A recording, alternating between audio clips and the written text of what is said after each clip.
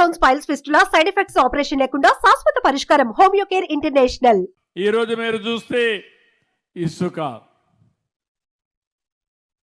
ప్రకృతి ఇచ్చిన వరం మనకది. వర్షాలు పడతాయి, వాగుల్లో వంకల్లో నదుల్లో ఇసుక ఫార్మ్ అవుతుంది. అది మన కన్స్ట్రక్షన్కి అవసరం. దీన్ని కూడా వ్యాపారం చేసుకున్నారు. దీన్ని కూడా ఆ రోజు ఇసుక అంతా కూడా దందాలు చేసి పెద్ద ఎత్తున నాశనం చేసే పరిస్థితికి వచ్చారు. వీళ్ళు వేల కోట్లు సంపాదించుకున్నారు. పేదవాళ్ళకి ఇసుక దొరక్క భవన నిర్మాణ కార్మికులు 40 లక్షల మంది ఉపాధి లేకుండా నానా అవస్థలు పడే పరిస్థితికి వచ్చారు. నేను ఈరోజు అందుకనే ఒకే హామీ ఇచ్చాను. మీ ఊర్లో ఇసుక ఉంది, తెచ్చుకునే స్వేచ్ఛ మీకు ఇచ్చాను. మీ ట్రాక్టర్ తీసుకెళ్ళండి, మీరే ఇసుక తెచ్చుకోండి.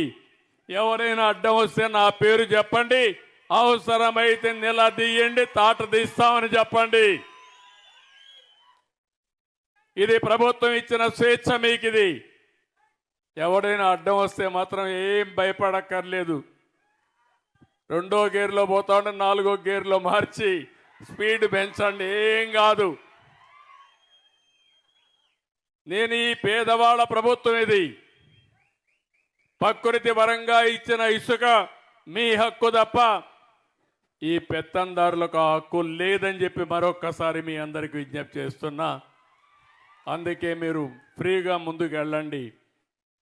ఎక్కడైనా ఇసుక దొరక్కపోతే ప్రభుత్వం అక్కడ మనుషులు పెట్టి ఇసుక తీయిస్తారు, కానీ అది కూడా మీరు ట్రాక్టర్ తీసుకపోయినా దాంట్లో ఇస్తారు, లారీ తీసుకపోతే ఇస్తారు.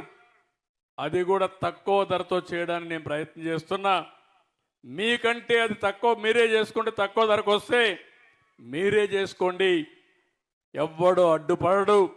ఎక్కడ దొరికితే ఇసుక అక్కడ తెచ్చుకునే స్వేచ్ఛ మీకు ఇచ్చానని చెప్పి కూడా నేను మీకు తెలియజేస్తున్నా.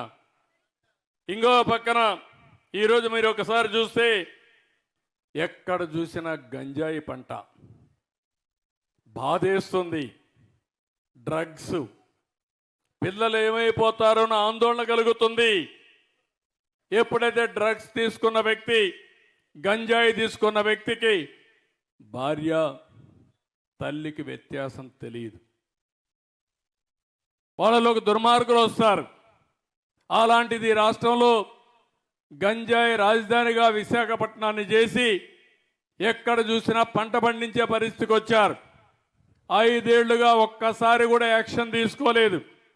పోరాడితే కేసులు పెట్టారు.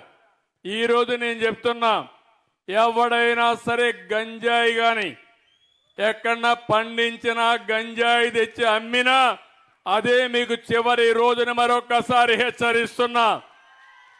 డ్రోన్స్ పెట్టాను, ఎక్కడికక్కడ డ్రోన్లన్నీ వచ్చి చూస్తున్నాయి. దానికి కూడా పేరు డేగా అని పెట్టా, ఈగలని పేరు పెట్టా. రాష్ట్రం మొత్తం డేగ కన్ను పెట్టాం. ఎవరైనా సరే గంజాయి పండించినా, గంజాయి అమ్మినా, మత్తు పదార్థాలు అమ్మినా కబద్దార్ జాగ్రత్తగా ఉండమని మరొక్కసారి ఆంజనేయ స్వామి సాక్షిగా హెచ్చరిస్తున్నా. ఎందుకంటే సమాజ హితం కోసం పనిచేస్తున్నా. దానికి ఒక కమిటీ వేశాం, ఈగలనే ఫోర్స్ కూడా పెట్టాం. దీన్ని లాజికల్గా తీసుకెళ్తామని చెప్పి కూడా నేను మీకు తెలియజేస్తున్నా. ఈ రాష్ట్రంలో ల్యాండ్ మాఫియా లేకుండా చేస్తాం, శాండ్ మాఫియా లేకుండా చేస్తాం, గంజాయి మాఫియా లేకుండా చేస్తాం.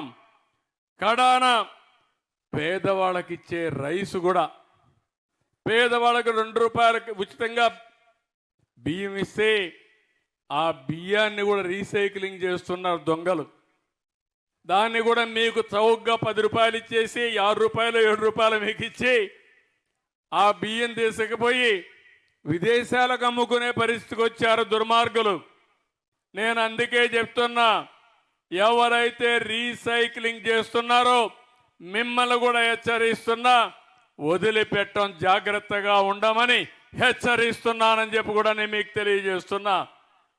పేదవాళ్ళు కొంతమంది ఆ బియ్యం తినే అలవాటు లేదు కాబట్టి పోతే పోయిందని మీరు అనుకుంటున్నారు, కానీ కొంతమంది దుర్మార్గులు తయారవుతున్నారు. దీనిపైన కూడా ఆలోచిస్తున్నా. ఏ విధంగా చేస్తే ఈ సమస్య పరిష్కారం అవుతుందో, పేదవాళ్లకు న్యాయం జరుగుతుందో దానికి కూడా ప్రయత్నం చేస్తాం. ఎక్కడ చూసినా మాఫియాల రాజ్యంగా తయారైపోయింది, దోపిడీ రాజ్యంగా ముందుకు పోయారు. ఇవన్నీ ప్రక్షాళన చేయడానికి కొంత సమయం పడతా ఉంది. సుమన్ టీవీలో మీ పర్సనల్ అండ్ బిజినెస్ ప్రమోషన్స్ కోసం కింది నెంబర్కి కాంటాక్ట్ చేయండి.